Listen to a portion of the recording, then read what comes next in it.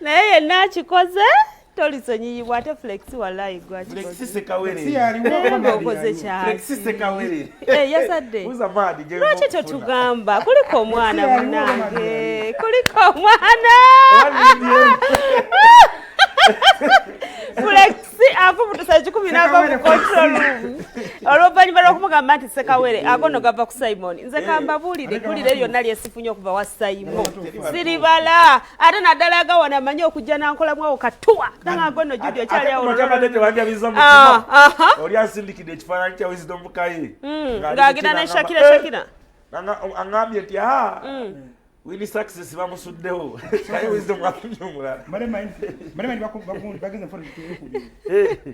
naye ddala kituufu amututte oba byaluyimba oli muyimbi otumuleke oyagala kunsetinga mukube naye banyumye byonna bikoze Shakira kyolina okumanya ajja kukola buli kimu kyonna kyonna kyalaba kiyinza okubaako ekimutuusa naye obuzibu bwalina buli bumu emizimu gy'endongo gyaganda yagikola ki no bibaawo ngolamu ng'oyagala nnyo ekintu desire exceeds ability mu luzungu bagamba the desire exceeds ability n'ekyokubiri bagamba nti kiba kirungi nnyo ne weezuula n'omanya nti nze Judy nsobola okukola ku TV n'ogenda n'okola ku TV nova mu kuyimba abaana baali bantomeza nga bantutte mu kuyimba layira aka katonda mu ggulu era omuntu eyantaasa kati lwenkiraba nti yantaasa ako kato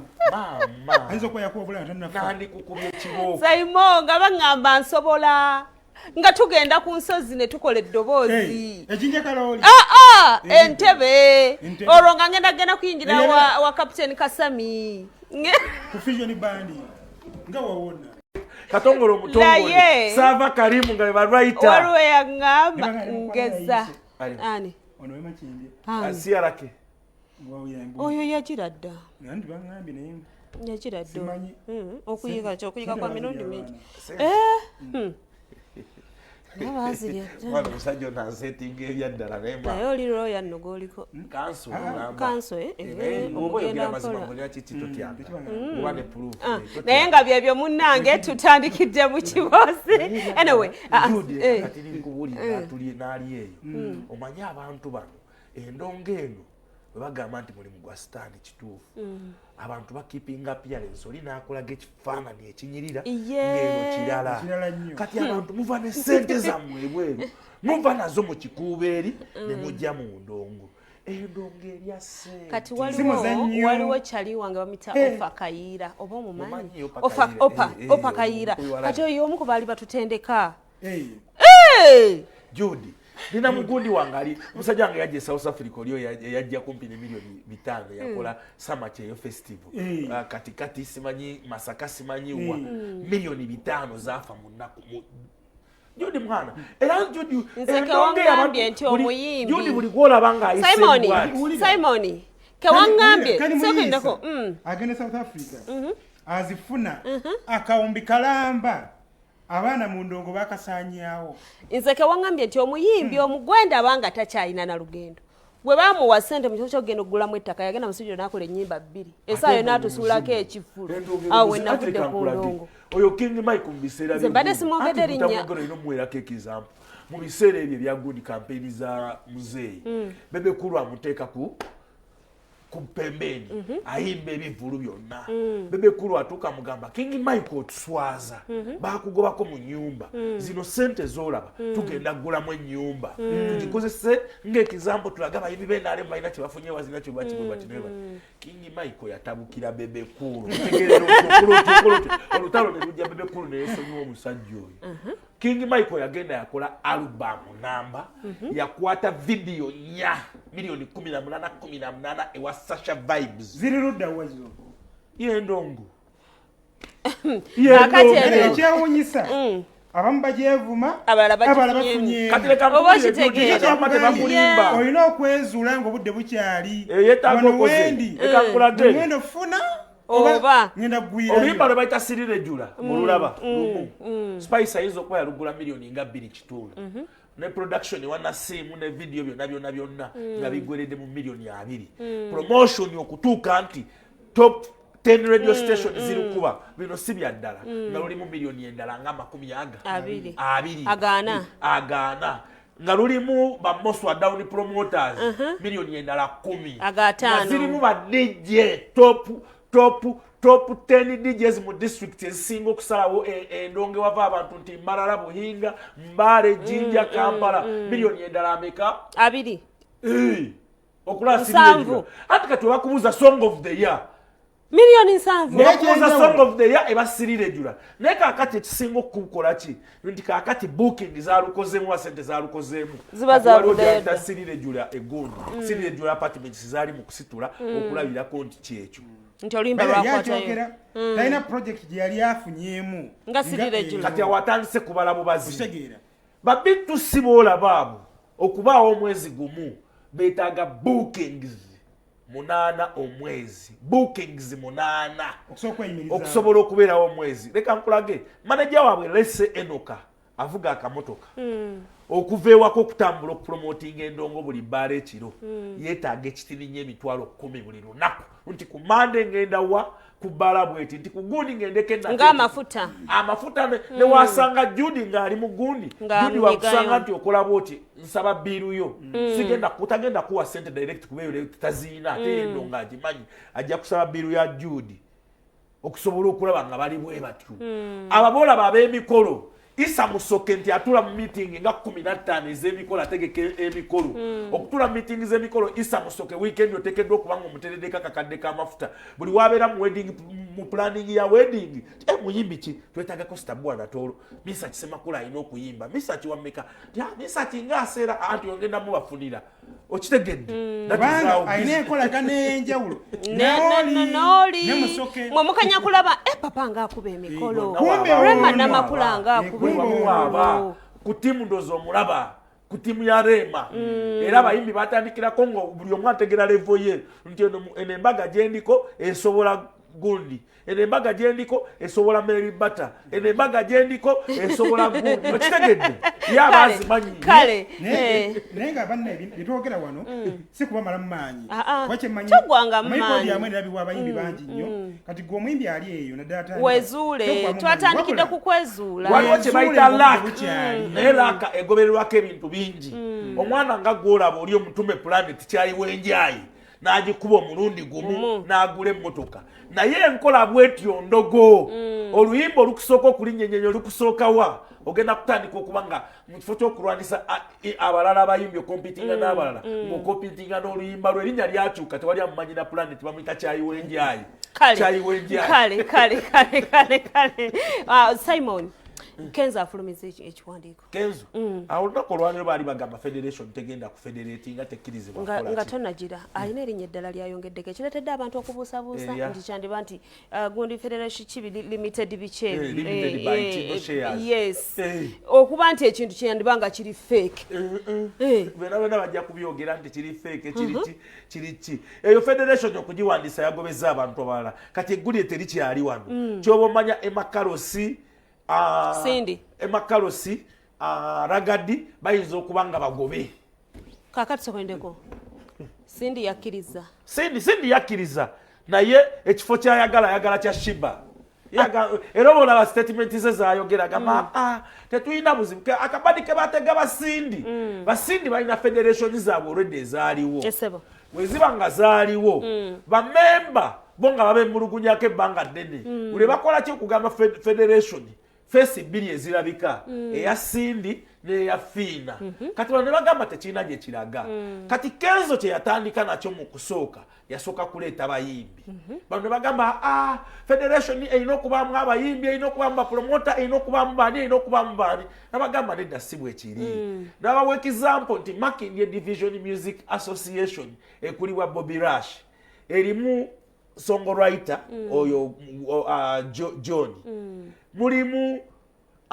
producer NOBTC ba Digibawa bonna balimu eyo association eya music bwe bakola music association nga monna mwemuli kati ebifo kye babikola mwezi association mulimu secretary for producers sekuritale fo biki mwezo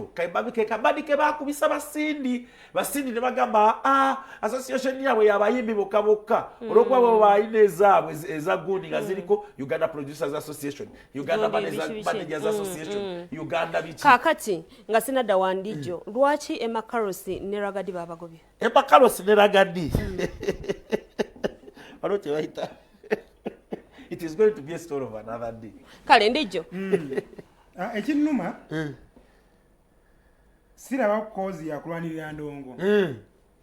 ndaba kozi balina kye baagala wekinagwa buli omwadde ku bibye kubanga nagambe baba balwanirira ndongo eno baba beetaaga buli muntu mu struggle eno temubeeramu kuwangula na kuwangulwa mutambulira wamu mulwanirira ekintu eki ekigenda mu maaso essaawa zino buli omuntu yeekengera munne buli muntu akutte bambega batadde wa sayidi kitambula kiki eyo bano batuusewa bali kuki okitegera obunkenke akasattira keeyongedde mu kintu kino kakulaga nti it's not for the good of musician ate kisinga okunnuma nti mulimu abantu b'endowooza abantu ati basobola okuwabula kubigenda mu maaso ne basirise bali eyo simanyi basirise olw'ensonga nti balaba nti bano tebagala kujja mu kavuyo kano nga baani no bali mu stakeholders abamanyi mu ndongo muno bali mukolera mu background Martin Sokoleke nkwemu information katini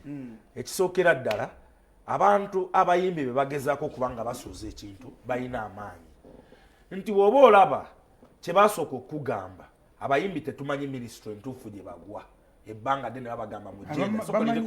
lindako nkubuulire bagamba mu genda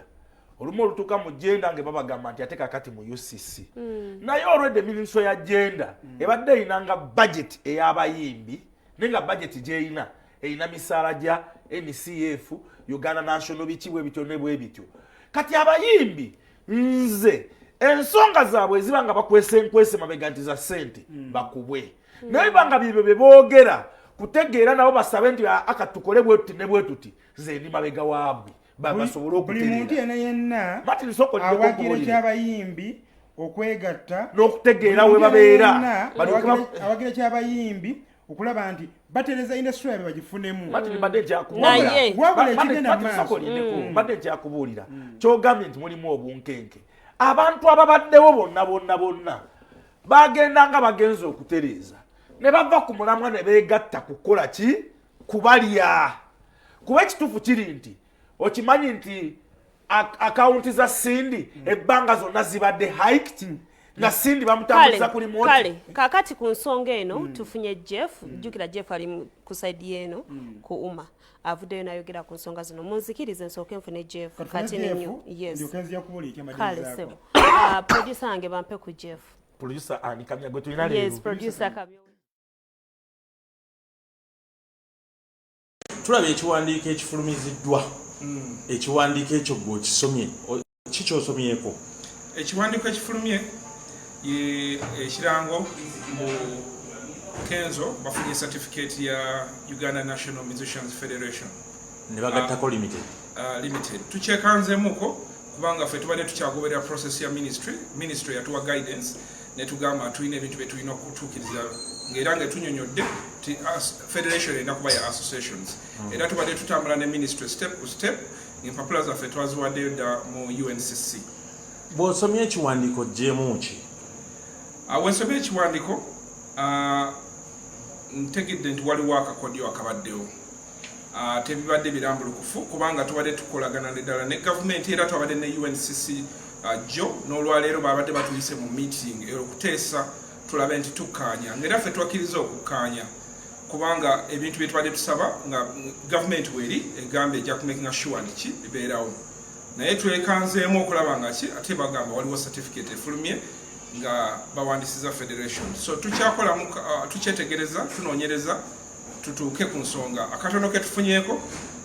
katulaga nti ate waliwo amannya ga mirundi ebiri National Musicians Federation ne Uganda National Musicians Federation ffe erinnya lye tubadde tugezaako okukolako nabo lya UNMF kuba Uganda National Musicians Federation naye kusaati gye tulabye nga kyawukamuko kati mwe kibaleka wanga abawuma muneeka engero yingira ekibiina federation oba kibongera maanyi nti katugiyingire ffe nga kuma tuli bamaanyi nga bwe tubadde era tutambuza tulina ba members mu ggwanga lyonna ekya federation kibadde kigenda kwongerako ku industry naye nga umma ebadde ejja kusigala ng'etambula nga bwebadde etambula so ekyokuba nti kenzo registarinze tetusobola kuyingira mu bintu nga birimuko obukodyo tulina okwebuuza ku ministry kubanga akakodyo otegeeza ki ogamba akakodyo akakodyo ntegeeza nti government ffe tutambulira mu structures yatugamba waba tewali bintu wammanga bino nti resolution nti abantu bakkanyiza okukola federations ate si bantu buntu associations nga neyawuma mweri era tubadde enkola ministry gyeyatuwabulamu kitegeeza certificate olyogerako kyotegeeza ki so certificate eno eriko ebibuuzo bingi ebibuuzo tutandisa okubibuuza ab'obuyinza bebikwatako tugenda kubuuza ministry tugenda kubuuza URSB n'abalala bonna tutegere obutuufu saawa zino tetunakakasa kigenda mu maaso tubabuuze n'ebintu bye batugamba bye batutuma era neleero ministry ebadde etugambye tutuule nabo twogere waliwo ate kyendabye nti Uganda waliwo kyendabye nti National Musicians Federation ebintu ebibiri byetwebuusabuusa byo bwe tukebedde mu URSB etukola search ng'erinnya lye bawandiisizza liri National Musicians Federation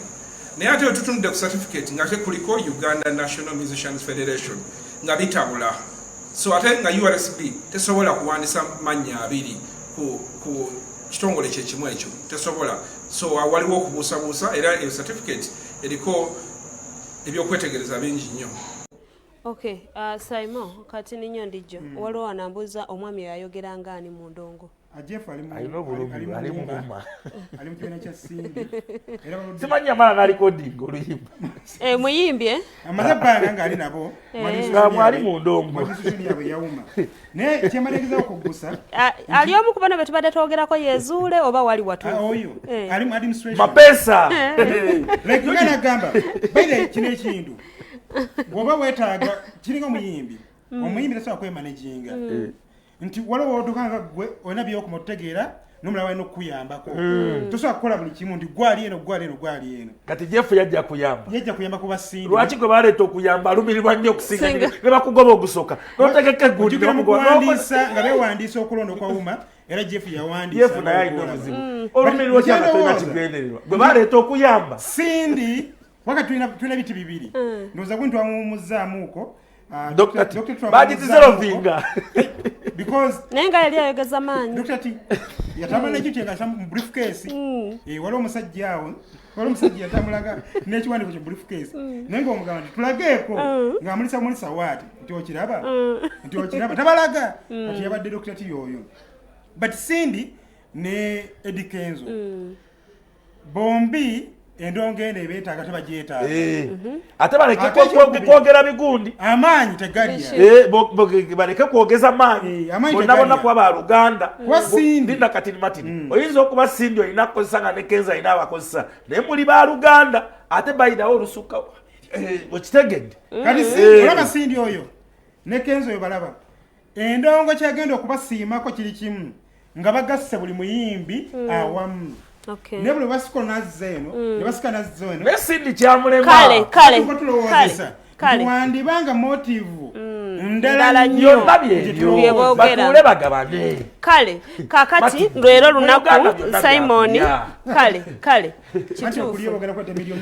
Olwaleero enaku z'omwezi 27 egolo zabadde 26 nyongera okutegeeza nti banaffe aba Biva Organic olunaku olwokubiri nga bali mu maka gaabwe amakulu basajja ku day yes. Kakati awo wenjogerera awe tuli Biva Organic. Nyawo manyika podium okitegedde ekintu ekyo banange nyongera okubayezayeza banange tutayangamba nti lunaku abantu basinga okufuna ali bamugamba twakulire ku podium nga bakulirirako twakulire kasalabe kyanga balanga bane mwete business tuzirange twongera okubozaayoza twasazewo ne tugamba nti nedda katukisukulumyeko twogere nga tubalagako nti bw'otuuka ku nkulungo ya Kabaka bw'oti okwatawa kakati awo oba oyambukidde ddala jjukira ogenda kutuuka ku Masengere naye bali opposite awo Biva Organic katukuwe ku Dr. Richard Sanjobe ng'ayongera okubeera nga akunnyonnyola Dr. Odina ne parking enene si yakusobola sakyo sigala nga okyatukuumiddeko obwesigwa okyatukuumiddeko obuweereza ate era n'abantu abatugoberera nammwe tubeebaza abafunye obujjanjabi ku Biva Organic and Natural Products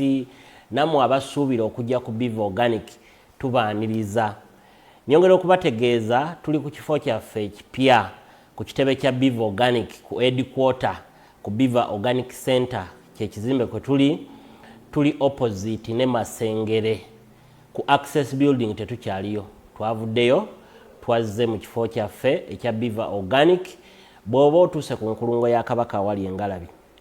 yambuka ku mukono gwo ogwa kkono, mukono gw'ojjiddeko bw'otuuka ku UTL Service Center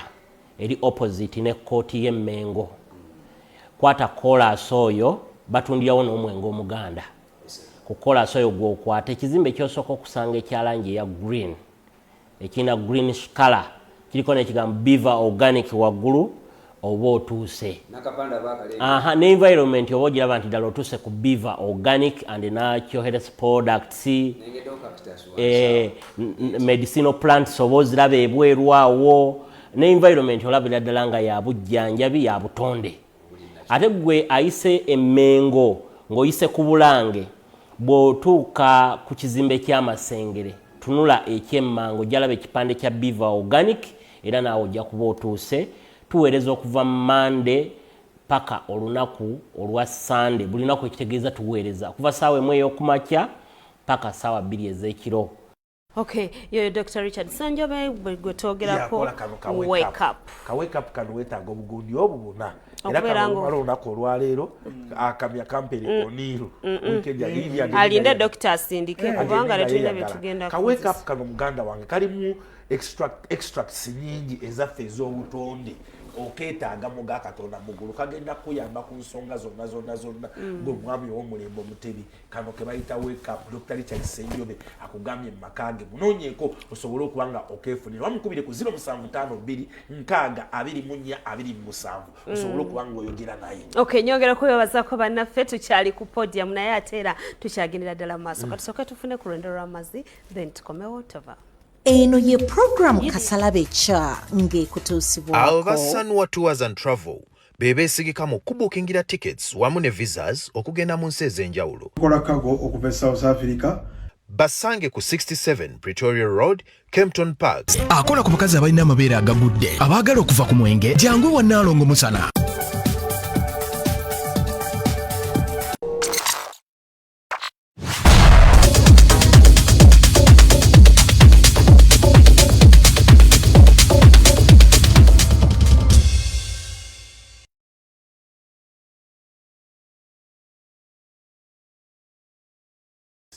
Mbakulisayo mukumulako mikwano gyange tukyagenda ddala mu maaso. Nnaalongo Musana banaye ndowooza mumwewuliriddeko byakolako gw'omukyala ng'okyagala okulabikanga kibebi mwaka ku mwaka nga togwa bbeeyi. Munange genda ewa Nnaalongo Musana wali kulegayaza ogenda kubanga mukubire ku 0700 46 65 kakati Nnaalongo Musana byonna abikolako. Alien Skin akomyewo ayaniziddwa nga muzira addayo ku weekend Nenjukira Irene Skin. Irene Abitex wa mwiki. Irene Skin. Abitex wa pitu. Nena mulonda. Achabula mu osente obukadde n'obukadde bungi nnyo. Era mu ssebo. Irene Skin kibuka. Ere mabegaka wabadde tebali makambugu. Emabegaka wabadde tebali makambugu. Nani yamuzuddemu ka kino ekyama. Tamanyi nti yawoza webiriba. Babale tebali makambugu nani? N'oyo Abitex. Omanye kyatuka ku jinya n'embali. Kye kyatukawo. Jabi kubuulira. Nawe yogera ate. Jabi kubuulira. Nkumanyi nga atatya. Nenga akomedde mu maanyi. Ate kati watandise okutya ddenja. Manya baboda bamwagadde nnyo ate. Abantu bamwagadde n'abaana b'omu ghetto. Omanyi ekitegeeza okugenda kunyeenya empanvu. Engeri eno e Dubai abasakozi gye basookera musakozi yali nyenyenyo e Dubai okumala ennyonyi nga 10. Olaba ababoda naye kati ekyasakozi kibadde kyetaagisa. Balina kagonde bakera bate? Lwatu kusaji ya boda kabeeramu ako. So bamulaze omukwano bamwagala nnyo. Omuntu wabe bamwaniriza bambi naye. Waliwo abagamba ke kaseera ke. Wali awakawe? Ewa. Fango gundi. Fango something. Fango. Olusa ku fango. Ngati waliwo abatuwalawo. nga gayingira okufango nga balina okusunsulamu ennyo kuba bayingira munda balina okumanya ebifo embuga waliwo security yawo eyawo eri si buli muntu alina okumanya ebifo embuga munda muli eri naye nga Alien Skin kisima kye akyagenda mu maaso n'okwegiriisa akyagenda mu maaso n'okubba sho bangi bagenze ne bakomawo mu kasirise Gaitano yekka gwe twakomukwaniriza bwe tuti Kenzo babimukoze ebbanga ddene abaana bangi yanyiiga omanyi kyanyiza Kenzo principal gana mu kibagumba n'asindikayo segiri lukozi lwe yaleta gundi BET government BET muganda nga jive kate BET najiri mtu agitambuza buli wamu BET gundi yamwaniriza minister BET paka state house BET by the way Kenzo yetago kwongera okusimibwa buli sawa tuwojogerako twagigaberi mu museum gye bagitunulako kujja bulambuzi kya gwanga wamasoko tuwali eniskini Kenzo buli wajjukira nga musindikire segiri nnyo muti okusaawe principal sigadde kamochi namuleka ku blue tick naga ndi omusajja ono soko tuwe Alien Skin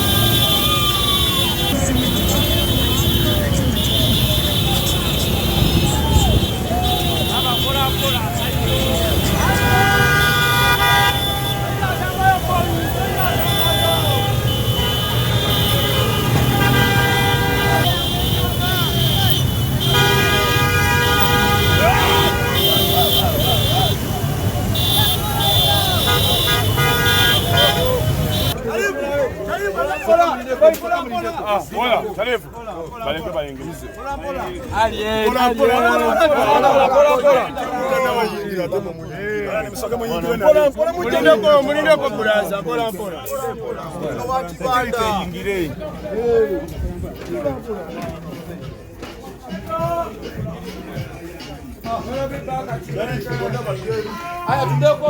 Yangu wano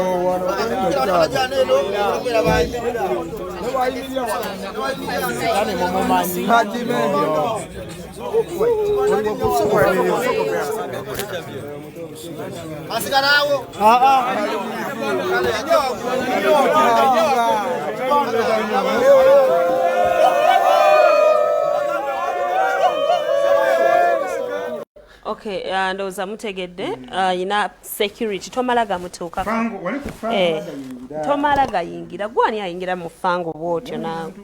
buli muyimbi kasita sumukamuko waati ng'akola olukomera oba kiina kye kibayambako abeejeso ya showbiz bali mu industry ya showbiz yes bya showbiz nga obimanyi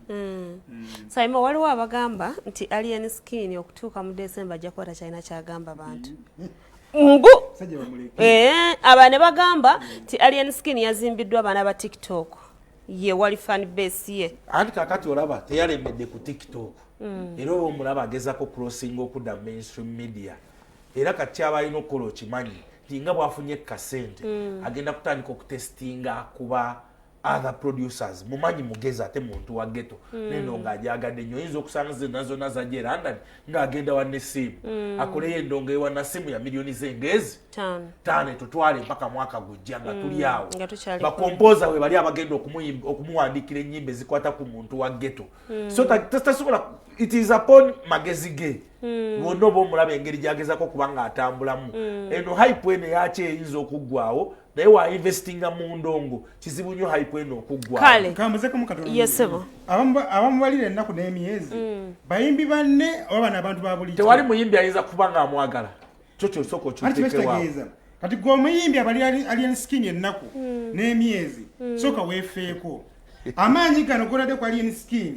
gazze ku sayidi y'okola endongo ekutambuza oli muveeko mulabira eri kubanga wonakwata obwongo bwonna bwonna n'obuzze wa Alien Skin gw'owedde nze nkubuulira ati ojja kubolooza Alien Skin kujezuka ekirongolo otali en skin nga ye agenda mu maaso olunaku olwaleero abantu bankubidde amasimu nga bambuuza atuuka ssaawa mmeka babadde bangi kikulaga nti abantu bakyamwetaaga kale ebyo biba bigambo naye bane ali atya Peter Serere bulungi yomu kubasusa okunkubira nti tuli wantu mulindiridde nga mugole ayingirawo ssaawa mmeka ningamba ali en skin abantu bamwesunga we batyo so kati gwe omuyimbi kola ebibyo ali en skin naye akola ebibyo kale kano kasikaddeke Sanua Tours and Travel bateka mamaja Cape Town mpaka South Africa gye basangibwa abono bakafulu okutambuza kago okuva Uganda mpaka South Africa okuva South Africa mpaka wano bakola ku paper wakaye ne yetagisa okutwala omwana okusomera South Africa okutwala South Africa osirani de South Africa yagali pa private go back Sanua Tours and Travel genda waliku aniku Adonai Plaza nonya ku wini obagenda Cape Town Park ewa mwalimu ajja kugamba nti afe tukola ku nsongezo zonna abanonyeko abasanua Tours and Travel. Okay, kakati madesaba olobudde abantu tubayiseeyiseewo kubanga batwagadde nnyo wendaba wano ku Facebook pages zaffe ez'enjawulo abantu bangi batulaba because tubeera ku streaming live by the way oba tosobodde ng'obudde bukutta oli mu mmotoka oli mu jjaamu oli mu somewhere ogenza kuwumulamuko genda ku simu yo genda ku pages zaffe ez'enjawulo ojja kuba otulaba nga butereevu nnyo ndaba wano kuliko ono bamuyise ye mulumba Shafik Don agambye ali Netherlands yasinzire yataba Netherlands gundi ajjo mwezi ogujja ali en skin ogutandika agenda matwale ga Julie Atbits manyeri jajandebera muliri kyoliogera musasizi Ahmed agambye abawuma basigale mu wuma n'abakenzo basigale eri ono Nyago Kesha agambye Saimo boy na bias and si bias by the way Saimo ayogera ensonga nga waziraba si bias so temutwala bubi nnyo Isaacson naye agambye Saimo labika wafunye omugati neddane Saimo ayogera ku list toliko okyayina okukola ennyo otuba ku mpewo Saimo Ngeno sobe comment z'abantu kubanga ndaba abantu balayika bakulabira mu kiki kirala nnyo abantu balayika balina gye bakulabira Saimo kale bali ku Saimo mugati nenga tulina ne mulabi waffe olulango Beyond Williams mukozi munnaffe wakatali konfu wali egundi ng'ovudde ensanje wamamanaka wamamanaka yangambye ekyalo kikuŋŋaana awo ewuwaawo babeera ku podium bambi oli otya Buyondo waffe tukwagala nnyo munnange n'omukyala nakiribaawo yawasa ekyo embaga gye twagenda kuwano omwana yakola embaga yali y'amaanyi waliwo no sikibimutumirako n'omukyala Kulumba Dixon Kulumba Kitegeza tetujetaaga jina tujetaaga naye egenda kubanga surprise omusajja amubba bubbi ntamubba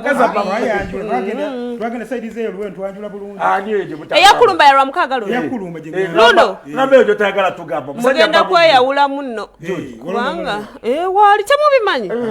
kitegeza omusajja kulumba mumanyi kulumba ne mumuwelesa yagenze n'akola buli kimu oyo aba musajja eno zagenda nokukola ku mugole omusajja mubbe bubbi musajja waffe tetumubba bubbi ate alinamu akasente nanamu bagamba nga tuvudde ku mpewo mugambe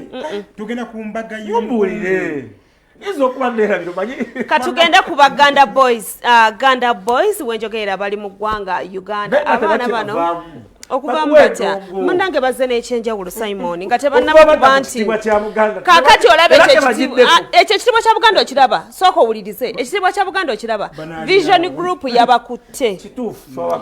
we tubakwata bagenda kukola concert tugenda kubeera nabo batuyambeko okunoonya abaana be banatwala mu America okubeera nga basobola abazungu bali okubakwatako ne baddamu ekitiibwa kya Buganda nga we bakiddamu tulina bangi mu America lwaki tubasose n'abali mu bagala kuyamba abaana ba wano kwayeza wano yes kwayeza wano era enteekateeka zonna zigenda kubanga zitandika olunaku olw'enkya wali ku Serena Hotel meeting eri official egenda okubeera nga ebeera bulungi nnyo oba okitegeera oli muvubuka oli eyo oli mukyala oli mwami oyimbira mu kwaya wekwate Vision mulaba balina ekyenjawulo kye baleese bakwataganye ne Vision Group oluga ku Vision Group ebukedde manya nti kweri New Vision opapula TV zaffe zonna so weteeketeeke tugenda kwanjulira ekipya kyetabeemu ofunemu balina enkola abantu ndi bannaye tetwamanya twetulowooza nti bya bulimba vision group ekimu kibanko kya bulimba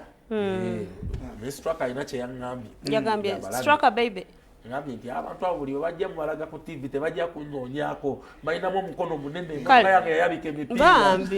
ebyaddala Baganda Boys mugende munoonye ku Straka sina Baganda Boys bokka n'abayimbi abalala abantu abalinamu nnyo omukono kale so era tebayinza okukola surprise tebalina okukola kasoko kwatemu katini kasoko twafuna Mungereza tuzine Emirates twayise bwalabu mwayise bwalabu kishigwe ngusiri wange sanyi mbuga njagala kulya ku toke amazima gari omisi ate gomisingachi ndoza abakina abachanyanja ekikalundo ande dato kibise wano banne mukulike tuko kale tuyine ekintu kyaffe ekibitu kiri kyabukedde yes mukyetegedde mutya mu butuufu tutuze kyekisinga obukulu okubeera nti ffeffe nyini tusituse tujja ekyo kimala bumaze okulaga nti tulibe amanya gabadire mu ggwanga Dennis Mugagga Ganda neba the first class temulabika nkoowu ate ekisiki ekya class sikikulu first class eri mu ggwanga mwennyini wano eggwanga tetuzeemu neriri first class nationi Uganda esinga Bulaaya otyo mwabisaka ekintu kyaffe mukiyitiremu abantu bakitegeera kyetugendako competition zaki bagenda kugamba nga mukyali wano kwega kuba kyekibakomezzaawo mbadde mubeera Bulaaya kakati ensonga esinga obukulu yeyokubeera nti tugenda kukwasaganya ekitiibwa kya Buganda ne Bukedeti tubadde nga tugamba abantu tugenda kulanga media company tugenda okukolagana nayo so leero tugenda kukola omukago ne vision group era tugenda kubeera tusunsula mu maloboozi agayimba ekitiibwa kya Buganda bwe tunamala okusunsula amaloboozi abo kwayo tugikwata etendekebwe etwalibwe e Bungereza okuddamu okukola abazungu kye baakola naye nga kuno bannayuganda be bakikoze ekitiibwa kya Buganda ngenda giyita calling nti kitukakatako nnyo eyo gye tuli tumanyi tulaba obwetaavu obw'okuyitimusa culture ebyobuwangwa bya Uganda kati na buli bwe butyo ne tukirowooza nti nekitukakatako okubeerako nekyetukola tusituke tubeeko nekitukola kosi tugenza okulaba culture esere oyogera ku baana abaffe eb'endala nakalama abazaaliddwa e nga bazaaliddwa e Bungereza abo be basingira mu makomera bangi tugenda ne tukyala abasinga mmere batamanyi gyava kubanga talina kyeyeekwatakoka kubanga neeka wamwesamba afuna okucyankalana mu bwongo kwe kukola ebikolomero efujjo n'ebintu kati mututemereze emirimu kati bwe tuva wano kati zibadde zitinta kati zigenda kukwata bukwasi kati kubanga enkya tugenda kukwatagana omukago ogwo tugenda gussaako omukono era tugenda kubeera ne kwaya ya Rubaga Cathedral tulina abagenyi bangi abagenda okubeera naffe tuteekeko omukono tukkiriziganye ne vision tugenda okutambula then tulyoke tutandike okusagula amaloboozi tekigenda kubeera kyampolampola kuba amaloboozi gye gali yonna tumanyiyo twetaaga gawulira ebisingaku ebyo tujja bisabukululira mu programu vision group egenda kuteekawo entegeka efuna amaloboozi ago n'obutambi then bijja kusunsulwa then tugende mu selection process eyo okusunsula then tubatwale mu camp okutendekebwa then tulyoke tubasitule bagende e Bungereza okwegattako gye bayita orchestra olwo tukisembeza okumpi abeeno bakyagale n'abeeri bakyagale bagenda Bungereza twabatuuma erinnya lya midomo olw'oluyimba lwabwe olwabatunda emidomo babeera batuvuma bamimwa gyabwe kale tweyungeko ojja kubanga omanya ebisingawo kakati tetumubuuzaako ogamba otya superstar we Uganda atadde luddawa erugogoye emyaka 2 abantu abayina 20 years of King Mike bagenda kujja kuba bamwagala nnyo bantu alina obuzibu bumu ya booking ekifo kati abantu bamuyikiriza waliwo amutadde mu maaso dendu mulala namuteeka emabega kumpi wiiki yemu ani oyo bayinza omuyamba gutera bagundi yafunye alaso yafunye nali ensikiri n'afuna ate omuntu ateekawo taba mutono amanyi oba ogalina amanyi oba ogalina yabuuziza King Michael yaani n'emyaka 2 tebamanyi King Michael kakati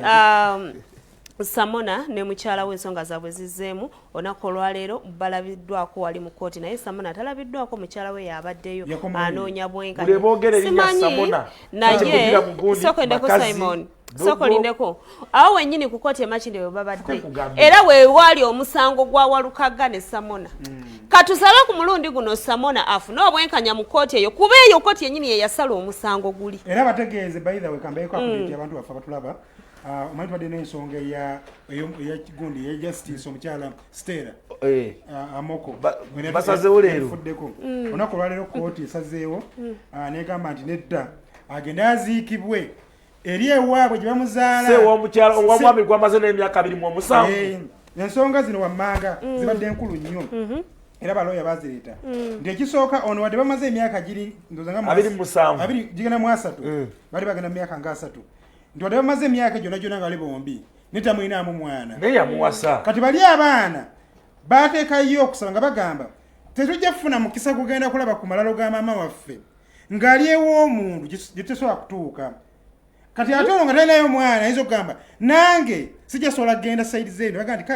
kale ntalina mwana sayidi zeeno eyo ensonga ezitowa nnyo nebagizeeyo yalina abalala be yalinako naye baafa tebabaziika babazaayo ewaabwe ayagala mukyala we aziikibwe ewaabwe w'omusajja ne bamugamba nti naye ababiri bali eri abaasooka okgenda nga tebabaziikayo kati ate eno ensonga endala mbuwadde badde bafumbo naye mbu eno wakati yakiika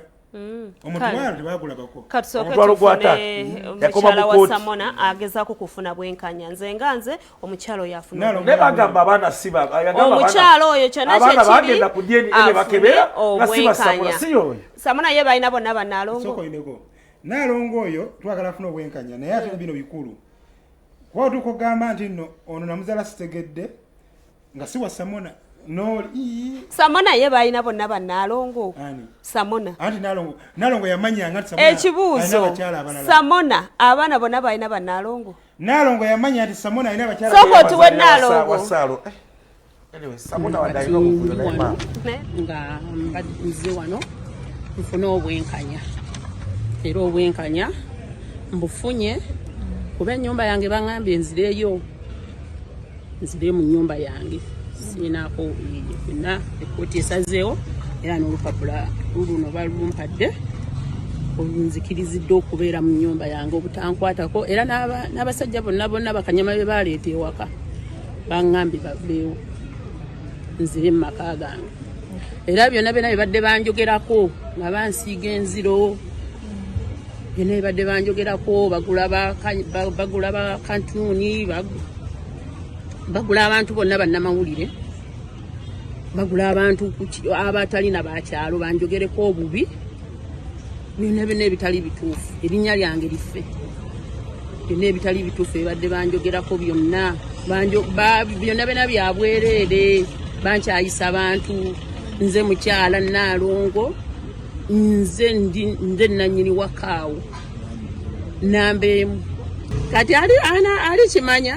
nti ndi maama w'abaana era n'abaana benze mbakuzizza bonna baatayagala bambuuze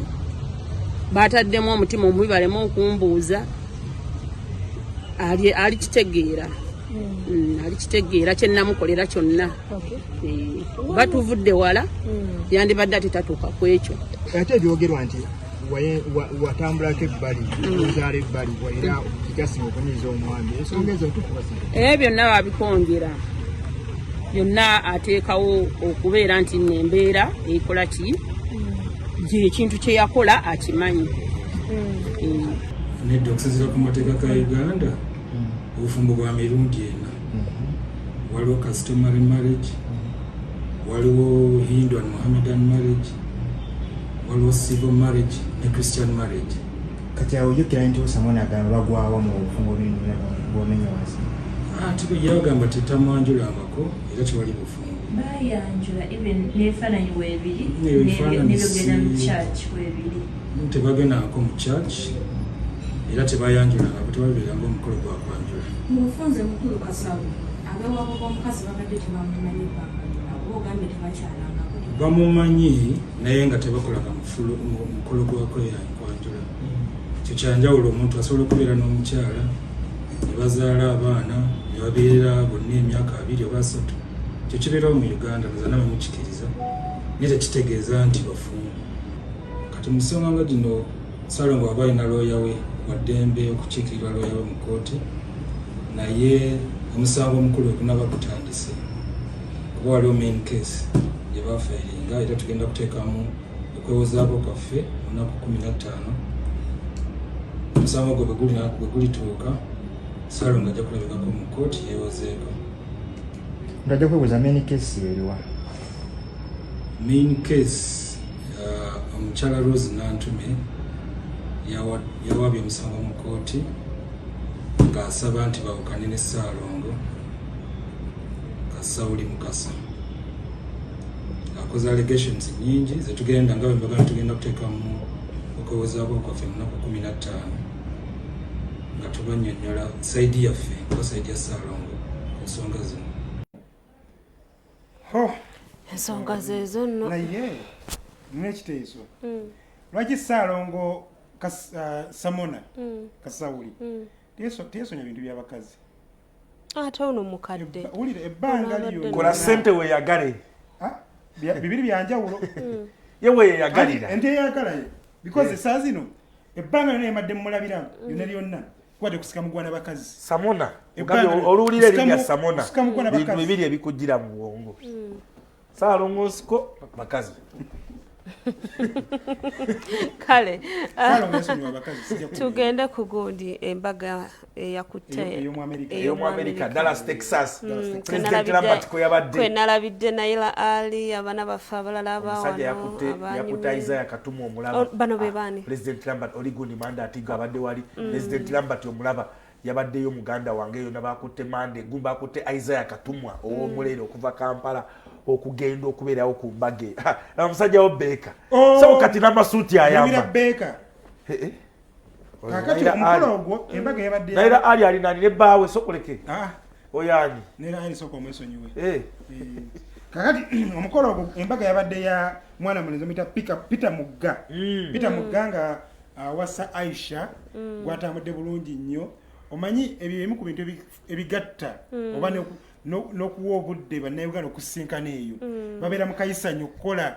bakatongole baba beeyagala baba beemusi kuba bati ni katongole ani omulala kapalaga wa bivulu kapalaga aliwa ate gundi ono Mary Flavia Namulindu asekamate muyimbi Mary Flavia Namulindwa ndoza nasokola bwe musawo bulungi nnyo so bafuna kyasi Kalibala yabeera ku videography bafuna kyasi ngaye okuba amini okuŋŋaana kiba kyamaanyi nnyo nakumanyagana era awo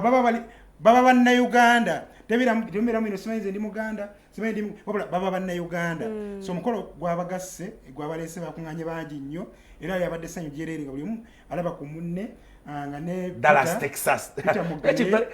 Kibeeka ekyo kyetaaga okuba obukulu kuba Kibeeka nuza Beeka gwe campaigning manager wa gundi wa Lambert kozi Lambert yajja kuba president nalaye gundi yagala bwa vice Muvawala